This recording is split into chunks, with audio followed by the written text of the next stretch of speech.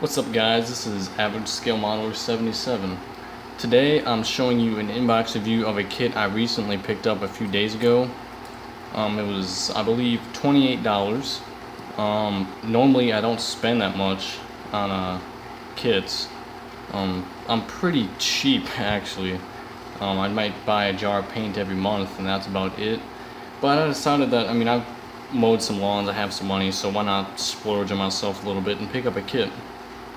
I didn't go in there originally thinking I was going to get this. I went in there thinking I'd get Roden's Gladiator. I think it's the Mark 1. That was also like $28. So I was going to go there and get that, but I was really feeling the urge to get a World War I kit. For some reason, the past few weeks I wanted a World War I plane. So I picked one up. And the one I picked up is Roden's Bristol F2B fighter from World War I. There's a picture of one of the pilots up there. Here's his plane, and here's a short little history. If you guys want to pause the video and read it, it's really good history. And it's unfortunate how he died though in a car accident after the war. But we're gonna be building his plane, so that'll be pretty cool. There's a little short history on here for you British guys to read. See if it'll focus. There we go. And if you're German, there's a little something here for you too. So you guys can pause the videos and read that if you feel like it. It has 6 decal options, which is a really great selection. I will be doing this one because that's the one the guy in the box flew. This guy right here. But if you want to pause the video and look at all the different markings you can do, there's some Australian ones if you guys want to do an Australian one. That one has a chicken on it. That's pretty unusual.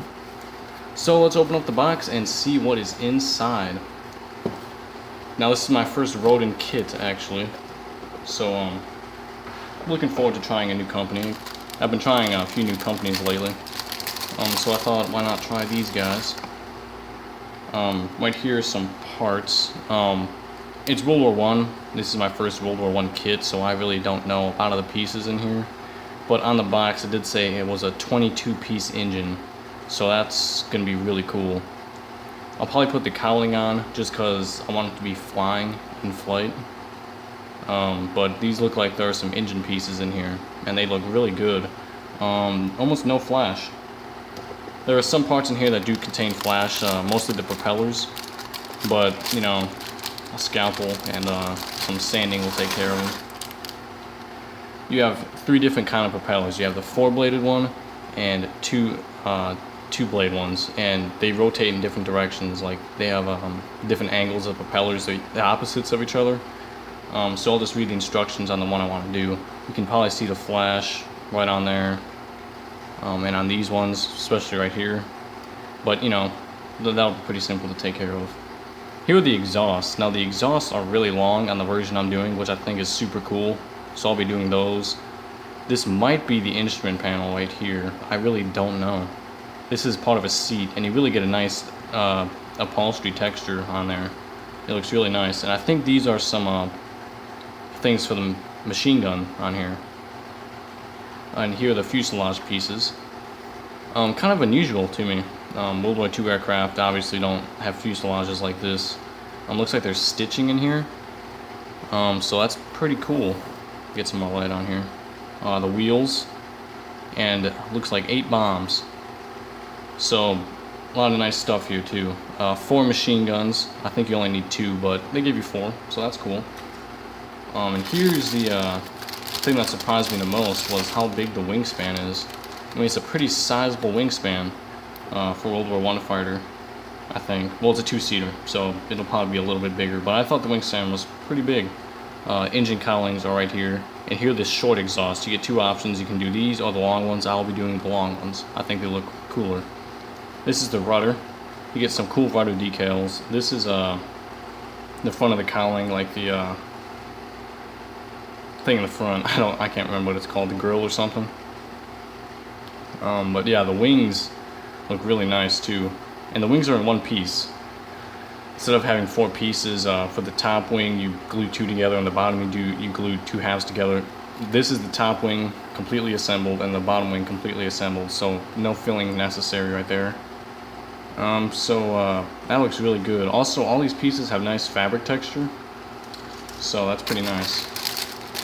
I think that's it for the bag, but let's look at the instructions. Alright, well, let's start with the decals first. The decals look really nice from over here. Really bright, vibrant colors. But if you get close, I'm pretty sure you won't be able to see it. There is some ink bleed where it kind of bleeds a little bit. You won't be able to see it on camera, I'm sure, but there is some ink bleed. I don't know if that was intentional to make it look like it was painted on or what, but I'm not going to worry about it too much. But the decals do look nice. A lot of cool ones in there. The rudder decals are probably going to be my favorite if they fit. If they fit, that's a key word. The instructions look pretty simple to follow too. You get a sprue map right here. Really kind of Revel looking instructions, step by step. So it looks pretty basic actually. There's no rigging, but they say refer to the box for the rigging diagram. I don't know if I'm gonna try it or not. Looks like a lot of work. But here's a 22-piece engine assembled, and it lists out all the numbers of the variants or whatever, the decal options. So if you do decal option 1, this is what you do. So that's really helpful. So yeah, that's pretty much it. The paint guide's pretty nice too. About 2 pictures for a plane, but it's pretty good. One thing I'm worried about is the colors, because if I thought the P40 was bad for the underside color, but World War I planes, I don't know a single one. Looking online, it's like the fuselage color wasn't green like the instructions say. It was like a brown. And then some guys say it's a brown green. Some other guy says it's a coffee color, and some other guy says it was completely green. So it's like, it's a little complicated, but I might have to mix up my own color actually. I'm thinking of looking at different sites. I'm thinking it's like a dark brownish with a little bit of green. So I might try that. So I think that's about it for that kit. I really don't know when I'm gonna build it. I really want to start building it soon. But I mean, I have the Chevelle on the bench and then the Stormervik. The Stormervik hasn't really been going anywhere. I've been sanding down the putty. I'll post some pictures on the MBuild Facebook page. I haven't done it in a while. I really haven't been into the Facebook page a whole lot. I'm kind of mad at myself for that. I really want to get more involved in that. And the Chevelle, yeah, it's just being the Chevelle, you know. Paint seems like it's drying a little bit. Like it's not as sticky as it was the past week.